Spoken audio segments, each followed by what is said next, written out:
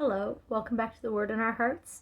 I feel like the next book I'm supposed to read is going back to Moses' story and the Israelites' exit from Egypt and finding the land of milk and honey. So we're going back to start with Numbers. So the census, and this starts chapter 1. The Lord spoke to Moses in the tent of meeting in the desert of Sinai on the first day of the second month of the second year after the Israelites came out of Egypt. He said, "Take a census of the whole Israelite community by their clans and families, listing every man by name, one by one. You and Aaron are to number by their divisions all the men in Israel 20 years old or more who are able to serve in the army. One man from each tribe, each the head of his family, is to help you. These are the names of the men who are to assist you. From Reuben, Eliezer, son of Shedeur. From Simeon, Shelumiel, son of Zurishaddai. From Judah, Nahshon, son of Amminadab. From Issachar, Nethanel, son of Zuar. From Zebulun, Eliab, son of Helon. From the sons of Joseph, from Ephraim, Elishama, son of Ammihud. From Manasseh, Gamaliel, son of Pedazur. From Benjamin, Abidan, son of Gideoni. From Dan, Ahiezer, son of Ammishaddai. From Asher, Pagiel, son of Akron. From Gad, Eliasaph, son of Deuel. From Naphtali, Ahira, son of Enan. These were the men appointed from the community, the leaders of their ancestral tribes. They were the heads of the clans of Israel. Moses and Aaron took these men whose names had been given, and they called the whole community together on the first day of the second month. The people indicated their ancestry by their clans and families, and the men 20 years old or more were listed by name one by one, as the Lord commanded Moses. And so he counted them in the desert of Sinai. From the descendants of Reuben, the firstborn son of Israel, all the men 20 years old or more who were able to serve in the army were listed by name, one by one, according to the records of their clans and families. The number from the tribe of Reuben was 46,500. From the descendants of Simeon, all the men 20 years old or more who were able to serve in the army were counted and listed by name, one by one, according to the records of their clans and families. The number from the tribe of Simeon was 59,300. Well, I thought I had the right page. There we go. From the descendants of Gad, all the men 20 years old or more who were able to serve in the army were listed by name according to their records of their clans and families. The number from the tribe of Gad was 45,650. From the descendants of Judah, all the men 20 years old or more who were able to serve in the army were listed by name according to the records of their clans and families. The number from the tribe of Judah was 74,600. From the descendants of Issachar, all the men 20 years old or more who were able to serve in the army were listed by name according to the records of their clans and families. The number from the tribe of Issachar was 54,400. From the descendants of Zebulun, all the men 20 years old or more who were able to serve in the army were listed by name according to the records of their clans and families. The number from the tribe of Zebulun was 57,400. From the sons of Joseph, from the descendants of Ephraim, all the men 20 years old or more who were able to serve in the army were listed by name according to the records of their clans and families. The number from the tribe of Ephraim was 40,500. From the descendants of Manasseh, all the men 20 years old or more who were able to serve in the army were listed by name according to the records of their clans and families. The number from the tribe of Manasseh was 32,200. From the descendants of Benjamin, all the men 20 years old or more who were able to serve in the army were listed by name according to the records of their clans and families. The number from the tribe of Benjamin was 35,400. From the descendants of Dan, all the men 20 years old or more who were able to serve in the army were listed by name according to the records of their clans and families. The number from the tribe of Dan was 62,700. From the descendants of Asher, all the men 20 years old or more who were able to serve in the army were listed by name according to the records of their clans and families. The number from the tribe of Asher was 41,500. From the descendants of Naphtali, all the men 20 years old or more who were able to serve in the army were listed by name according to the records of their clans and families. The number from the tribe of Naphtali was 53,400. These were the men counted by Moses and Aaron and the 12 leaders of Israel, each one representing his family. All the Israelites 20 years old or more who were able to serve in Israel's army were counted according to their families. The total number was 603,550. The families of the tribe of Levi, however, were not counted along with the others. The Lord had said to Moses, "You must not count the tribe of Levi or include them in the census of the other Israelites. Instead, appoint the Levites to be in charge of the tabernacle of the testimony, over all its furnishings and everything belonging to it. They are to carry the tabernacle and all its furnishings. They are to take care of it and encamp around it.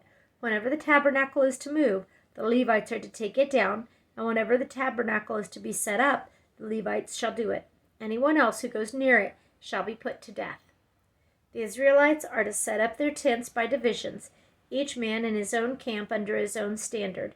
The Levites, however, are to set up their tents around the tabernacle of the testimony so that wrath will not fall on the Israelite community. The Levites are to be responsible for the care of the tabernacle of the testimony. The Israelites did all this just as the Lord commanded Moses. The arrangement of the tribal camps, and this starts chapter 2. The Lord said to Moses and Aaron, "The Israelites are to camp around the tent of meeting some distance from it, each man under his standard with the banners of his family. On the east, towards the sunrise, the divisions of the camp of Judah are to encamp around their standard. The leader of the people of Judah is Nahshon, son of Amminadab. His division numbers 74,600. The tribe of Issachar will camp next to them. The leader of the people of Issachar is Nathanael, son of Zuar. His division numbers 54,400. The tribe of Zebulun will be next. The leader of the people of Zebulun is Eliab, son of Helon. His division numbers 57,400. All the men assigned to the camp of Judah, according to their divisions, number 186,400. They will set out first. On the south will be the divisions of the camp of Reuben under their standard. The leader of the people of Reuben is Elizur, son of Shedeur. His division numbers 46,500. The tribe of Simeon will camp next to them. The leader of the people of Simeon is Shelumiel, son of Zurishaddai. His division numbers 59,300. The tribe of Gad will be next. The leader of the people of Gad is Eliasaph, son of Deuel. His division numbers 45,650. All the men assigned to the camp of Reuben, according to their divisions, number 151,450. They will set out second. Then the tent of meeting and the camp of the Levites will set out in the middle of the camps. They will set out in the same order as they encamp, each in his own place under his standard. On the west will be the divisions of the camp of Ephraim under their standard. The leader of the people of Ephraim is Elishama, son of Ammihud. His division numbers 40,500. The tribe of Manasseh will be next to them. The leader of the people of Manasseh is Gamaliel, son of Pedazur. His division numbers 32,200. The tribe of Benjamin will be next. The leader of the people of Benjamin is Abinadab, son of Gideoni. His division numbers 35,400. All the men assigned to the camp of Ephraim, according to their divisions, number 108,100. They will set out third. On the north will be the divisions of the camp of Dan under their standard. The leader of the people of Dan is Ahiezer, son of Ammishaddai. His division numbers 62,700. The tribe of Asher will camp next to them. The leader of the people of Asher is Pagiel, son of Ochran. His division numbers 41,500. The tribe of Naphtali will be next. The leader of the people of Naphtali is Ahira, son of Enan. His division numbers 53,400. All the men assigned to the camp of Dan number 157,600. They will set out last under their standards. These are the Israelites counted according to their families, all those in the camps by their divisions, number 603,550. The Levites, however, were not counted along with the other Israelites, as the Lord commanded Moses. So the Israelites did everything the Lord commanded Moses. That is the way they encamped under their standards, and that is the way they set out, each with his clan and family. Chapter 3. The Levites. This is the account of the family of Aaron and Moses at the time the Lord talked with Moses on Mount Sinai. The names of the sons of Aaron were Nadab the firstborn, and Abihu, Eleazar, and Ithamar. Those were the names of Aaron's sons, the anointed priests who were ordained to serve as priests.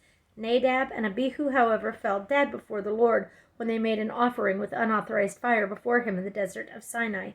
They had no sons, so only Eleazar and Ithamar served as priests during the lifetime of their father Aaron. The Lord said to Moses, "Bring the tribe of Levi and present them to Aaron the priest to assist him. They are to perform duties for him and for the whole community at the tent of meeting by doing the work of the tabernacle. They are to take care of the furnishings of the tent of meeting, fulfilling the obligations of the Israelites by doing the work of the tabernacle. Give the Levites to Aaron and his sons. They are the Israelites who are to be given wholly to him. Appoint Aaron and his sons to serve as priests. Anyone else who approaches the sanctuary must be put to death." The Lord said to Moses, "I have taken the Levites from among the Israelites in the place of the first male offspring of every Israelite woman. The Levites are mine, for all the firstborn are mine. When I struck down all the firstborn in Egypt, I set apart for myself every firstborn in Israel, whether man or animal. They are to be mine. I am the Lord." The Lord said to Moses in the desert of Sinai, "Count the Levites by their families and clans. Count every male a month old or more." So Moses counted them as he was commanded by the word of the Lord. These were the names of the sons of Levi: Gershon, Kohath, and Merari. These were the names of Gershonite clans: Libni and Shimei. The Cohathite clans: Amram, Izhar, Hebron, and Uziel. The Merarite clans: Mali and Mushi. These were the Levite clans according to their families. To Gershon belonged the clans of the Libnites and Shimeites. These were the Gershonite clans. The number of all the males a month old or more who were counted was 7,500. The Gershonite clans were to camp on the west, behind the tabernacle.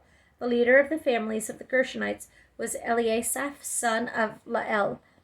At the tent of meeting, the Gershonites were responsible for the care of the tabernacle and tent, its coverings, the curtain at the entrance to the tent of meeting, the curtains of the courtyard, the curtain at the entrance to the courtyard surrounding the tabernacle and altar, and the ropes and everything related to their use. To Kohath belonged the clans of the Amramites, Izharites, Hebronites, and Uzielites. These were the Cohethite clans. The number of all the males a month old or more was 8,600. The Cohethites were responsible for the care of the sanctuary. The Cohethite clans were to camp on the south side of the tabernacle. The leader of the families of the Cohethite clans was Elizaphan, son of Uziel. They were responsible for the care of the ark, the tabernacle, the lampstand, the altars, the articles of the sanctuary used in ministering, the curtain, and everything related to their use. The chief leader of the Levites was Eleazar, son of Aaron, the priest. He was appointed over those who were responsible for the care of the sanctuary. To Merari belonged the clans of the Mahalites and Mushites. These were the Merarite clans. The number of all the males a month old or more who were counted was 6,200.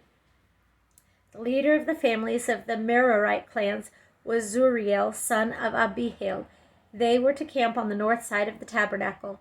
The Merarites were appointed to take care of the frames of the tabernacle its crossbars, posts, bases, all its equipment, and everything related to their use, as well as the posts of the surrounding courtyard with their bases, tent pegs, and ropes. Moses and Aaron and his sons were to camp to the east of the tabernacle toward the sunrise in front of the tent of meeting. They were responsible for the care of the sanctuary on behalf of the Israelites. Anyone else who approached the sanctuary was to be put to death. The total number of the Levites, counted at the Lord's command by Moses and Aaron according to their clans, including every male a month old or more, was 22,000. The Lord said to Moses, "Count all the firstborn Israelite males who are a month old or more, and make a list of their names. Take the Levites for me in place of all the firstborn of the Israelites, and the livestock of the Levites in place of all the firstborn of the livestock of the Israelites. I am the Lord." So Moses counted all the firstborn of the Israelites as the Lord commanded him. The total number of firstborn males a month old or more listed by name was 22,273. The Lord also said to Moses, "Take the Levites in place of all firstborn of Israel, and the livestock of the Levites in place of their livestock. The Levites are to be mine. I am the Lord, to redeem the 273 firstborn Israelites who exceed the number of the Levites. Collect 5 shekels from each one according to the sanctuary shekel, which weighs 20 gerahs. Give the money for the redemption of the additional Israelites to Aaron and his sons." So Moses collected the redemption money from those who exceeded the number redeemed by the Levites. From the firstborn of the Israelites, he collected silver weighing 1,365 shekels, according to the sanctuary shekel. Moses gave the redemption money to Aaron and his sons as he was commanded by the word of the Lord. Chapter 4. The Cohethites. The Lord said to Moses and Aaron, "Take a census of the Cohethite branch of the Levites by their clans and families. Count all the men from 30 to 50 years of age who come to serve in the work of the tent of meeting. This is the work of the Cohethites in the tent of meeting, the care of the most holy things. When the camp is to move, Aaron and his sons are to go in and take down the shield and curtain and cover the ark of testimony with it. Then they are to cover this with hides of sea cows, spread a cloth of solid blue over that, and put the poles in place. Over the table of the presence they are to spread a blue cloth and put on it the plates, dishes, and bowls, and the jars for drink offerings. The bread that is continually there is to remain on it. Over these they are to spread a scarlet cloth, cover that with the hides of sea cows, and put its poles in place. They are to take a blue cloth and cover the lampstand that is for light, together with its lamps, its wick trimmers and trays, and all its jars for the oil used to supply it. Then they are to wrap it and all its accessories in a covering of hides of sea cows and put it on a carrying frame. Over the gold altar they are to spread a blue cloth and cover that with hides of sea cows and put its poles in place. They are to take all the articles used for ministering in the sanctuary, wrap them in the blue cloth, cover that with hides of sea cows, and put them on a carrying frame. They are to remove the ashes from the bronze altar and spread a purple cloth over it. Then they are to place on it all the utensils used for ministering at the altar, including the fire pans, meat forks, shovels, and sprinkling bowls. Over it they are to spread a covering of hides of sea cows and put its poles in place. After Aaron and his sons have finished covering the holy furnishings and all the holy articles, and when the camp is ready to move, the Cohethites are to come to do the carrying. But they must not touch the holy things or they will die. The Cohethites are to carry those things that are in the tent of meeting. Eleazar, son of Aaron, the priest, is to have charge of the oil for the light, the fragrant incense, the regular grain offerings, and the anointing oil. He is to be in charge of the entire tabernacle and everything in it, including its holy furnishings and articles. The Lord said to Moses and Aaron, "See that the Cohethite tribal clans are not cut off from the Levites, so that they may live and not die when they come near the most holy things.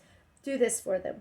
Aaron and his sons are to go into the sanctuary and assign to each man his work and what he is to carry.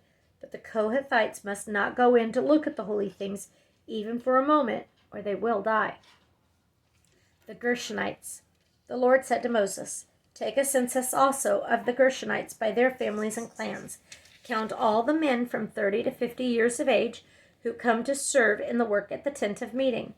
This is the service of the Gershonite clans as they work and carry burdens. They are to carry the curtains of the tabernacle, the tent of meeting, its covering, and the outer covering of hides of sea cows, the curtains for the entrance to the tent of meeting, the curtains for the courtyard surrounding the tabernacle and altar, the curtain for the entrance, the ropes, and all the equipment used in its service. The Gershonites are to do all that needs to be done with these things. All their service, whether carrying or doing other work, is to be done under the direction of Aaron and his sons. You shall assign to them, as their responsibility, all they are to carry. This is the service of the Gershonite clans at the tent of meeting. Their duties are to be under the direction of Ithamar, son of Aaron, the priest. The Merarites. Count the Merarites by their clans and families. Count all the men from 30 to 50 years of age who come to serve in the work at the tent of meeting. This is their duty as they perform service at the tent of meeting, to carry the frames of the tabernacle, its crossbars, posts, and bases, as well as the posts of the surrounding courtyard with their bases, tent pegs, ropes, all their equipment, and everything related to their use. Assign each man the specific things he is to carry.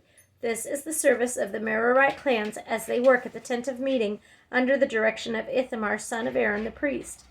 The numbering of the Levite clans. Moses, Aaron, and the leaders of the community counted the Cohethites by their clans and families. All the men from 30 to 50 years of age who came to serve in the work of the tent of meeting, counted by clans, were 2,750. This was the total of all those in the Cohethite clans who served in the tent of meeting. Moses and Aaron counted them according to the Lord's command through Moses. The Gershonites were counted by their clans and families. All the men from 30 to 50 years of age who came to serve in the work of the tent of meeting, counted by their clans and families, were 2,630. This was the total of those in the Gershonite clans who served at the tabernacle of meeting. This was the total of those in the Gershonite clans who served at the tent of meeting. Moses and Aaron counted them according to the Lord's command. The Merarites were counted by their clans and families.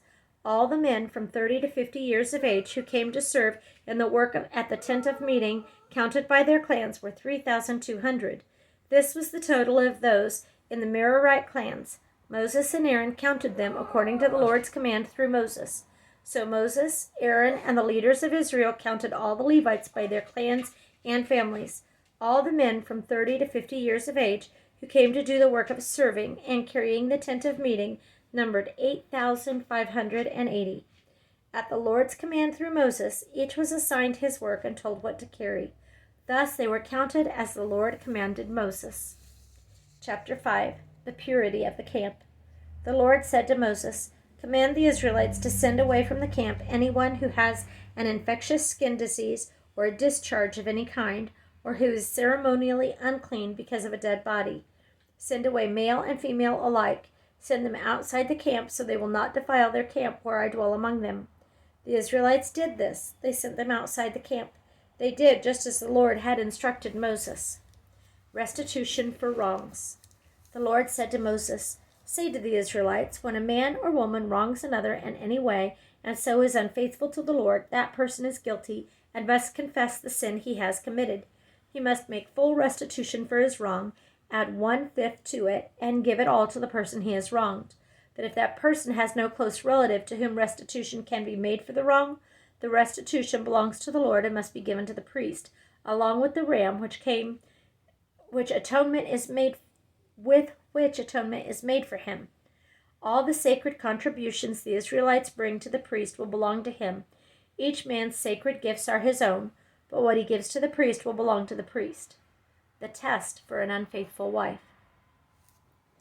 Then the Lord said to Moses, "Speak to the Israelites and say to them, if a man's wife goes astray and is unfaithful to him by sleeping with another man, and this is hidden from her husband, and her impurity is undetected, since there is no witness against her, and she has not been caught in the act, and if feelings of jealousy come over her husband, and he suspects his wife, and she is impure, or if he is jealous and suspects her even though she is not impure, then he is to take his wife to the priest. He must also take an offering of 1/10 of an ephah of barley flour on her behalf. He must not pour oil on it or put incense on it, because it is a grain offering for jealousy, a reminder offering to draw attention to guilt. The priest shall bring her and have her stand before the Lord. Then he shall take some holy water in a clay jar and put some dust from the tabernacle floor into the water.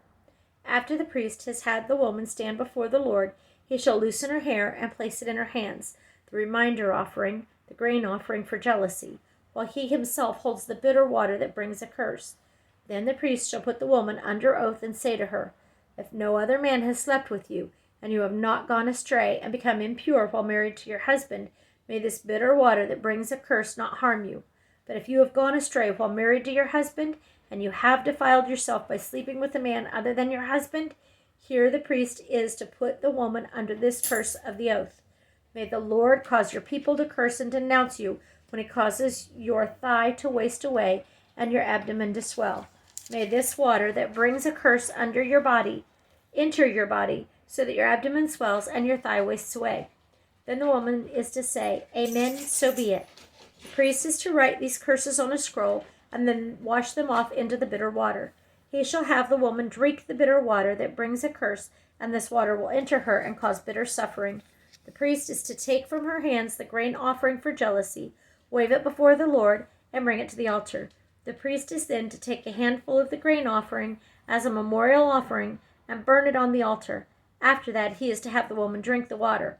If she has defiled herself and been unfaithful to her husband, then when she is made to drink the water that brings a curse, it will go into her and cause bitter suffering. Her abdomen will swell and her thigh waste away, and she will become accursed among her people. If, however, the woman has not defiled herself and is free from impurity, she will be cleared of guilt and will be able to have children. This, then, is the law of jealousy, when a woman goes astray and defiles herself while married to her husband, or when feelings of jealousy come over a man because he suspects his wife. The priest is to have her stand before the Lord and is to apply this entire law to her. The husband will be innocent of any wrongdoing, but the woman will bear the consequences of her sin.